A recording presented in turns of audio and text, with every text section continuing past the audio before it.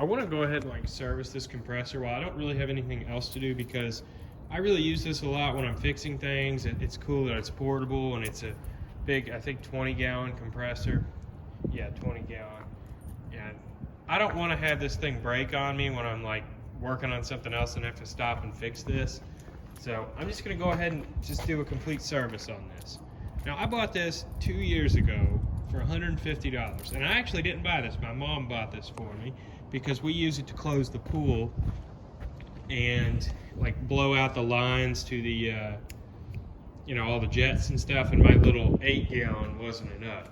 So she bought this for me, and I use it as mine on the condition that I keep it working for when we open or close the pool. Or I guess just close it, actually. We don't need it when we open it. But let's go over what this needs. So this engine, I was planning on replacing this engine. I don't like these very much. I don't like the carburetor design. They're kind of annoying. I prefer a, you know, a 212 Predator on here. But if this keeps running, then I'm not going to worry about it. You'll notice some rigging to do with this, and I'm not going to screw with that as long as it keeps running. Whatever. The belt needs to be replaced. I don't want this to snap on me. I'm going to go ahead and change this pull rope out. I've got some rope up here, probably about 10 feet of it. That should be enough, I'd say. Probably more than enough, but this like pulls out super far.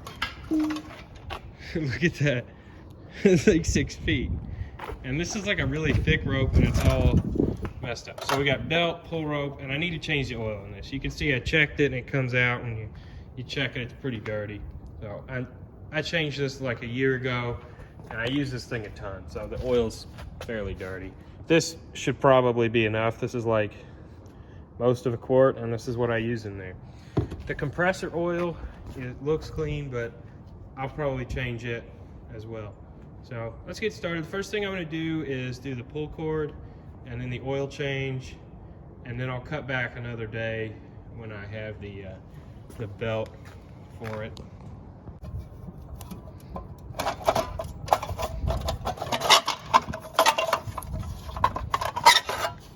All right, coil gap looks good.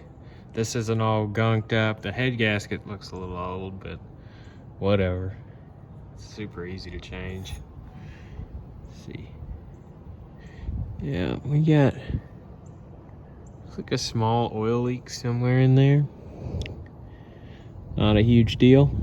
Not gonna worry about it. So, yep. Let's change this. This should be really easy to do. Pull this out, cut it, put a new rope in. And since this one hasn't broken yet, I'm just gonna measure this rope and put the same length in. Maybe a little shorter because it doesn't always retract just right. I'm gonna go get some pull rope from my grandpa's house. He's got a freaking ton of it because my stuff is too thick for this. And I'm just gonna go ahead and start on the oil change. The oil change on this thing is really annoying because there's not really any you know, place to drain it without it spilling over the entire freaking thing, or having to unroll all of my hoses and then like prop it up. But that's probably what I'm gonna do. Just like, I don't know, get my jack under here and like lift it up, take all the hoses off, and just let this drain into like a drain pan. And that way it will all come out too. So, let's do that. So here's what I've got going on. See if I can not make a mess here. Towel down there. I'm sure almost this is going to be a huge mess. Whoa, that actually worked out fairly well. Look how dirty that crap is. Uh-oh, here we go. Here comes the mess. No,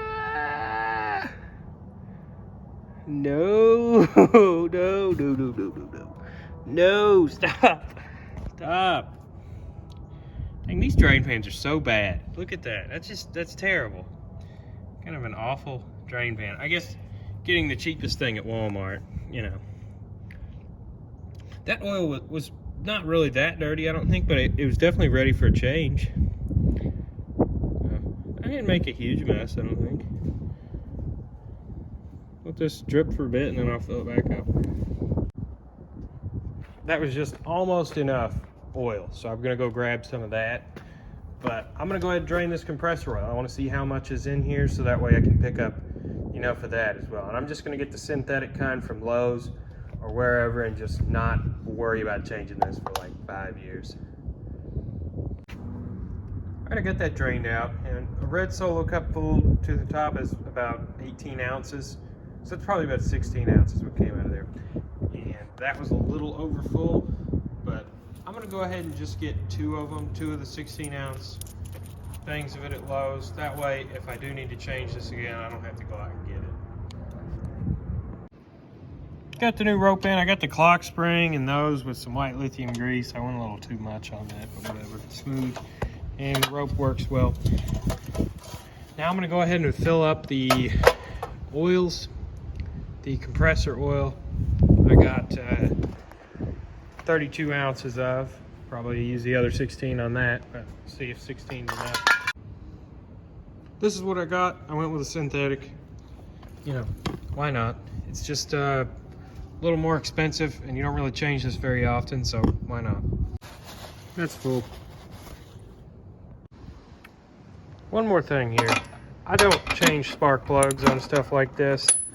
If it's got a decent brand of a plug on it, the only ones that I will change out are Chinese plugs.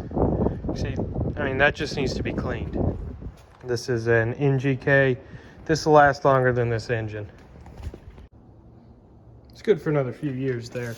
The main problem with spark plugs on modern engines at least, and this is mainly for 2-cycle stuff, is just people running too rich of a mixture, and I've seen them like carbon bridge this gap here and cause them not to fire. And I've seen the Chinese plugs just up and fail. But on newer electronic ignition stuff, you know, these plugs rarely ever fail. And if they do, it's so easy to figure out if it's the plug that failed. You know, it's not worth changing it on my own stuff, at least. If it was for somebody else, yeah, I'd probably change it. But on my stuff, no, never. Also, one thing I see a lot of people do on small engines, and just engines in general, is they get spark plugs so dang tight. You really don't have to get them that tight. Just grab a ratchet like this and get it as tight as you can like that, and that's good enough.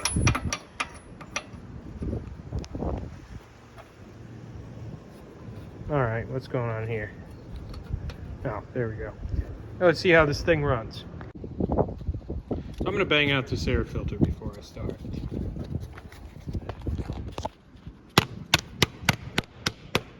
That's clean, there's nothing wrong with that. There's a little bit of carbon in there from me killing it with the choke a lot of times. This engine it's finicky because it's got an air leak right here, and I've just been running it like that. And sometimes if you don't kill it with the choke, it takes a while to start it back up, like if you just kill it like this. So I really should take this tank off and plane it down with a file and do a new diaphragm, but as long as it keeps running, I really don't care. It's not a spaceship. This is just a cheap air compressor. Now let's see how she starts.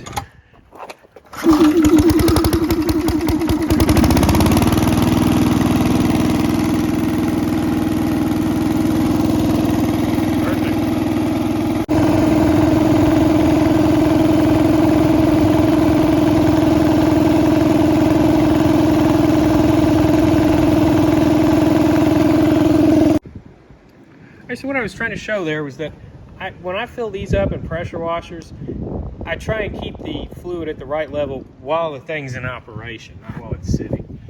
And another thing with compressors that I do is I drain them out after every time I'm done using them. Like build them back up to full pressure and then just let all the air out, and a lot of times water will come out. Whenever I bought this, I had to do that like 5 times because it was just rusty, gunky water coming out of it.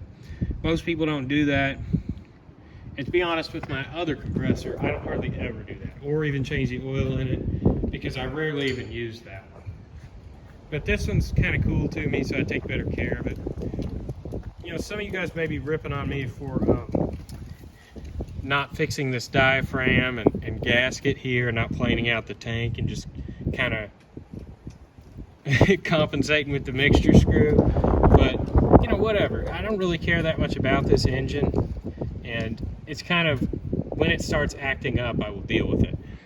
What I did today was deal with the things that would make it to where I couldn't use this if I needed it. If that starts getting worse and worse, I can still run it on half choke, compensate with the fuel screw. It's not going to stop me from being able to use this thing. So that's kind of my opinion on that. My new belt's not here, but I did want to demonstrate how I would change this. Now, you would think that maybe you would have to take one of these pulleys off, and that's not really the case with something like this. What you can really do is to just get it on one of the pulleys and then do it like an old bike chain where you kind of, you know, there we go. See, that's easy. That's really easy. It takes like a second and your belt's changed.